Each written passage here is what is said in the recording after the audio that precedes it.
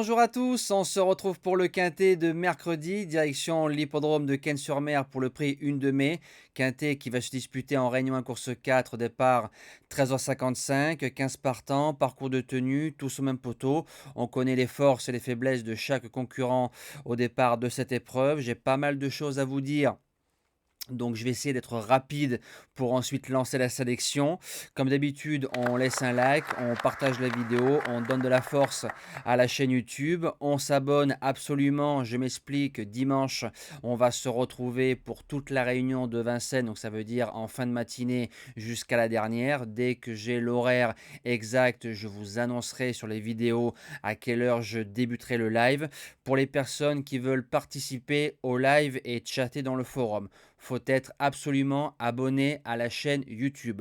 Comme je vais faire gagner des chèques paris aux abonnés, je veux que ce soit un abonné qui le gagne, pas un simple viewer.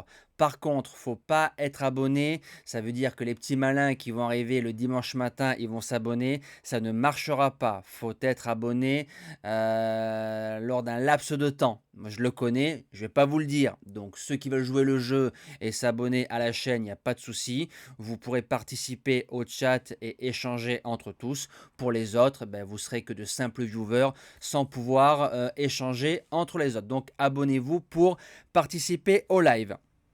Ça c'est fait, on attaque les résultats, donc un très bon week-end avec un samedi, on a tiercé, quarté ordre en 6 chevaux dans la sélection, un course par course plutôt bon, le CDJ et le repéré numéro 2 qui s'imposent dans leurs courses respectives, ça c'est bien. Du côté de dimanche, on a failli faire un gros carton, on a tiercé, quarté, quinté, désordre avec un gain de 1500 € net. Dommage qu'on nous saute Jasmine Deveau, à mon avis, on aurait tapé du 3000, 4000, 5000 et peut-être 6000 € avec les rapports tiercé, quarté, quinté. Le course par course a été plutôt bon. On fait 4 sur 4 avec les objectifs et le report du jour qui passe. Donc ça, c'est bien. Maintenant, où je suis content, que ce soit de simples viewers, abonnés ou membres, tout le monde a touché ce week-end avec les pronostics. C'est parti pour la sélection. En base gagnante, le numéro 15, Galbaraja, donc c'est un demi-coup du fou, entre guillemets. C'est un cheval qui fait essentiellement sa carrière maintenant du côté de Corse. C'est un cheval qui adore l'hippodrome de Cannes-sur-Mer. Cet été, il a couru 2 fois à Cagnes, 2 victoires en battant facilement un cheval comme Greco Bello. Quand on voit ce qu'a fait Greco Bello cet hiver pour le moment à Vincennes, c'est magnifique. Il a claqué 13-2, 13-3 chrono d'été. Il a déjà gagné en 13 chrono d'hiver, tête et corde, il va aller devant. On l'a ouvert récemment du côté de Vincennes. Pirec Le Moyle qui va le découvrir. S'il fait sa valeur tête et corde, il va aller loin. En deuxième base, le numéro 12, Eddie Darling. Deuxième pour ses débuts à Cannes-sur-Mer dans le Grand Prix de Noël, un peu malheureux, s'intercalant entre Garner Shaw et Eddie Gemma. Bonne ligne, entraîneur en forme, Nicolas Bazir qui fait le déplacement, bien drivé, il bouge pas des trois. Pour les chances, le numéro 8, Gibus, qui vient d'arriver dans la team Roubaud. C'est la note dans le prix de la Côte d'Azur. Ferré, il sera plaqué des 4, il sait faire. C'est un trotteur qui peut un peu tout faire dans un parcours. Et si on voit le vrai Gibus en piste mercredi à Cannes-sur-Mer, il ne bouge pas du quintet. En quatrième position, le numéro 10, Honky Tonk Blues, c'est une véritable voiture de course. Nicolas Hench qui en tire la quintessence depuis ses débuts de carrière. Donc ça, c'est plutôt pas mal. C'est un cheval qui doit subir toute la route. Il a fait quatrième du Grand Prix de Noël. Il a fait cinquième du Prix de la Côte d'Azur. Sur un sprint, il va en ramasser plus d'un. En cinquième position, le numéro 1, Greathoff Madric, pour son retour en piste à Cannes-sur-Mer, une piste où il a déjà réussi. Le cheval s'est montré fautif à mi-ligne droite en le drivant off et sage.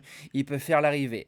En sixième position, le 13, Happy Danica. Pour ses débuts à Cannes-sur-Mer, déféré des 4, la jument s'est imposée en 13-4, mais elle n'avait pas une souplesse d'un chat.